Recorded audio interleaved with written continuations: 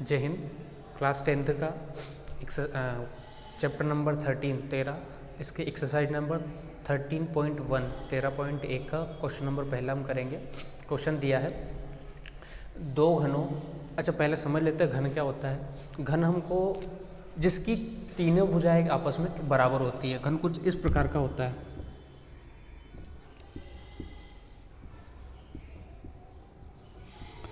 ये 3D में होता है, 3 डायमेंशन इसको बोलते हैं 3D, यानी कि 3 डायमेंशन, 3 विमाएँ इसकी होती है। एक होती है इसकी ऊंचाई, ये वाली भुजा, एक इसकी लंबाई और एक इसकी चौड़ाई, यानी कि 3 भुजाएं इसकी होती है। ऊंचाई, लंबाई और चौड़ाई, ऊंचाई, लंबाई और चौड़ाई, 3 भुजाएं इसकी होती हैं। ए ए ए 3 भुजाएं हो गई। और इसका आयतन अगर निकालते हैं तो तीनों भुजाओं का आपस में क्या करते हैं, गुणा करते हैं। तो ए गुणा ए फिर उसका गुणा ए में, ये हो जाएगा ए क्यूब, यानी कि घन का जो आयतन होता है उसको हम लिखते हैं ए क्यूब। ठीक है, शुरू करते हैं क्वेश्चन को।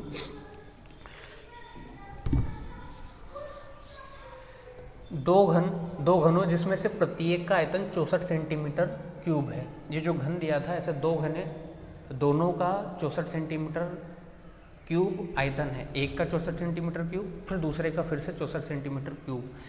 उन दोनों की संलग्न फलकों को, यानी कि उन दोनों की एक साइड को, समान साइड जो होती है उनको मिलाकर एक ठोस बनाया गया है। इससे प्राप्त घनाभ का पृष्ठीय क्षेत्रफल हमको निकालना है। 2 घन है, दोनों घन को आपस में मिलाया गया है। दोनों घनों को मिलाकर जो घनाभ बना है उसका हमें पृष्ठीय क्षेत्रफल निकालना है। 2 घन जिनकी, घन क्या होता है जिसकी तीनों भुजाएं आपस में बराबर होती है, और घनाभ क्या होता है जिसकी भुजाएं अलग अलग होती है। जैसे ये डस्टर है, इसकी लंबाई अलग है, इसकी ऊंचाई अलग है और इसकी जो चौड़ाई है वो अलग है। लंबाई, ऊंचाई और चौड़ाई, ये होता है घनाभ। घन जिसकी तीनों भुजाएं बराबर होती है। क्वेश्चन को करते हैं हम। क्वेश्चन में क्या क्या दिया है, सबसे पहले वो लिख लेते हैं। हमें दिया है घन का आयतन, लिखेंगे घन का आयतन बराबर कितना दिया है, 64 सेंटीमीटर क्यूब। मैंने अभी बताया था आपको, घन का जो आयतन होता है उसको हम ए क्यूब लिखते हैं, ए क्यूब। हम इस 64 को 4 का क्यूब लिख सकते हैं। 64 को 4 का क्यूब, देखो 64 को हम ऐसे भी लिख सकते हैं 4 गुणा 4 गुणा 4। 4 का गुणा 4 में करेंगे तो 16, और 16 का गुणा इस 4 में करेंगे तो 64। बात वही हो रही है, तो हम इसको क्या लिख सकते हैं, 4 का क्यूब। तो हम लिखेंगे इसको 4 सेंटीमीटर और क्यूब। अब ये क्यूब था। आगे करते हैं। अगर हम इसकी एक भुजा को निकालें, देखो यहाँ पे क्यूब का मान दिया, यानी तीनों भुजाओं का मान दिया है। हम एक भुजा को अगर निकालें तो हम लिख सकते हैं ए बराबर कितना होगा, यहाँ से इस क्यूब से ये क्यूब कट जाएगा, यानी कि ए बराबर कितना, 4। वास्तविक में क्यूब कटता नहीं है, पर हम अभी समझने के लिए इसको बोल देते हैं। वास्तविक में ऐसा होता नहीं है। तो ए बराबर कितना आ गया, 4, यानी कि घन की जो एक भुजा है उसका मान आ गया हमारा 4। अब हम लिखेंगे, जैसे ये घन था, इसकी एक भुजा यानी कि ऊंचाई हो गई, हाइट, ऊंचाई इसको हम h से लिखते हैं, हाइट, ये हमारी हो गई 4 सेंटीमीटर। और ये इसकी लंबाई यानी कि l, ये भी हो गई हमारी 4 सेंटीमीटर। और एक होती है इसकी चौड़ाई यानी कि विड्थ,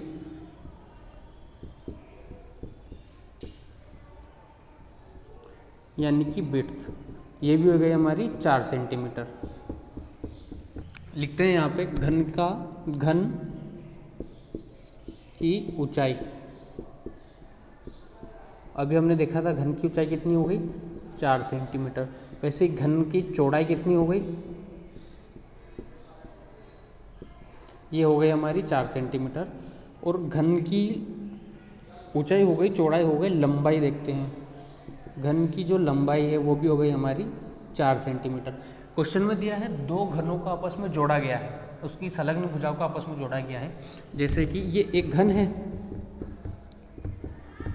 वैसा ही सेम घन एक और है। तो इन दोनों को क्या किया, आपस में जोड़ा गया है। जब इन दोनों को, ये वाली इसकी साइड और इस वाले घन की ये वाली साइड, जब इसको आपस में पास लेके पर आएंगे तो ये कुछ ऐसा बनेगा।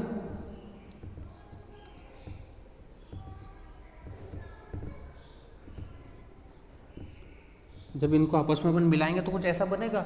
इसकी लंबाई अब बढ़ जाएगी, चौड़ाई और ऊंचाई तो वही रहेगी। देखो चौड़ाई, ये वाली भुजा, ये वाली जो भुजा है ये तो बराबर रहेगी, ये ऊंचाई जो है वो भी बराबर रहेगी। बस ये लंबाई यहाँ 4 थी, 4 इसकी मिल जाएगी, यानी कि ये टोटल कितनी हो जाएगी 8। 4 इसकी थी और 4 इसकी लंबाई थी, यानी कि टोटल कितनी हो गई 8। घनाभ की लंबाई 8 हो जाएगी, चौड़ाई और ऊंचाई सेम रहेगी। लिखते हैं हम यहाँ पे, घनाभ की ऊंचाई,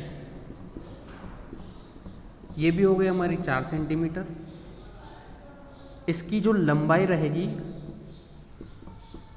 वो बदल जाएगी, वो 4 और 4 इन दोनों को जोड़ देंगे तो 8 आ जाएगा, यानी कि 8 सेंटीमीटर। और इसकी ऊंचाई भी क्या हो जाएगी, सॉरी ऊंचाई लिख दिया हमने, चौड़ाई भी क्या हो जाएगी इसकी 4 सेंटीमीटर। अब हमें निकालना क्या है, हमें घनाभ का पृष्ठीय क्षेत्रफल निकालना है। अब पूछा गया हमें घनाभ का पृष्ठीय क्षेत्रफल ज्ञात कीजिए, तो इस घनाभ का जो नया घनाभ बना है, इस घनाभ का पृष्ठीय क्षेत्रफल निकालना है। घनाभ का पृष्ठीय क्षेत्रफल का सूत्र लिखेंगे सबसे पहले, यहाँ लिखते हैं घनाभ का पृष्ठीय क्षेत्रफल। घनाभ का पृष्ठीय क्षेत्रफल, इसका जो सूत्र होता है वो होता है 2 और उस ब्रैकेट में यानी गुणा में लंबाई और चौड़ाई, यानी कि लेंथ और विड्थ प्लस चौड़ाई गुणा ऊंचाई प्लस ऊंचाई गुणा लंबाई, यानी कि 2 गुणा LB plus BH plus HL। ये इसका फॉर्मूला होता है। जहाँ पे जो चीज़ दी है उसका अपन मान रख देंगे। अब हमने अभी देखा है कि L का मतलब क्या होता है, लंबाई, तो लंबाई 8 है हमारी। B का मतलब क्या होता है, चौड़ाई, यानी कि विड्थ जो हमारी 4 है। और हाइट, H का मतलब हाइट होता है जो हमारे दिए 4 सेंटीमीटर, मान रख देंगे सेम इसका। इधर करते हैं, घनाभ का पृष्ठीय क्षेत्रफल बराबर क्या है, अब इसमें वैल्यू रखेंगे। क्या दिया था हमको, 2 गुना 2 यानी ब्रैकेट में, यानी कि गुणा लंबाई, L का मतलब होता है लंबाई, यहाँ पे दिया हमको लंबाई, यानी कि इसको क्या बोलते हैं हम L। चौड़ाई यानी कि विड्थ, ये होती है B। और आगे आएगा हाइट यानी कि H, ऊंचाई। ऐसा ही यहाँ पे लंबाई L, चौड़ाई यानी कि B और ऊंचाई यानी कि H। हम घनाभ का निकाल रहे हैं इसलिए घनाभ की सारी वैल्यू रखेंगे। घनाभ का सूत्र जो होता है वो हमको यहाँ दिया है, पृष्ठ क्षेत्रफल का जो सूत्र होता है 2 गुणा L गुणा B प्लस B गुणा H प्लस H गुणा L। मान रखेंगे इसमें, L का मान हमको कितना दिया है 8, गुणा में कितना है B यानी कि 4, गुणा में 4 प्लस B गुणा H है, B का मान 4 है और H का मान भी 4 है, प्लस H और L है, H का मान 4 और L का मान कितना है 8। सॉल्व करेंगे हम इसको आगे, 2 ऐसा ही, इसका गुणा करेंगे तो ये हो जाएगा 32 प्लस इनका गुणा करेंगे, इसका गुणा किया 32, इसका गुणा करेंगे 16 प्लस ऐसा ही, फिर इसका गुणा करेंगे तो ये भी हो जाएगा हमारा 32।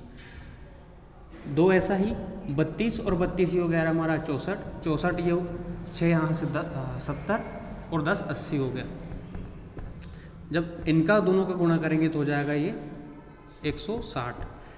अब हमने 160 हमारा आ गया, हम यहाँ से यूनिट लगाएंगे घनाभ का पृष्ठीय क्षेत्रफल। घनाभ का है तो घनाभ का पृष्ठीय क्षेत्रफल की जो यूनिट होती है वो इस क्यूब होती है वर्ग में, यानी कि सेंटीमीटर क्यूब। तो जो हमारा जो घनाभ बना था नया, उसकी जो उसका जो मान आया वो 160 सेंटीमीटर क्यूब आया है।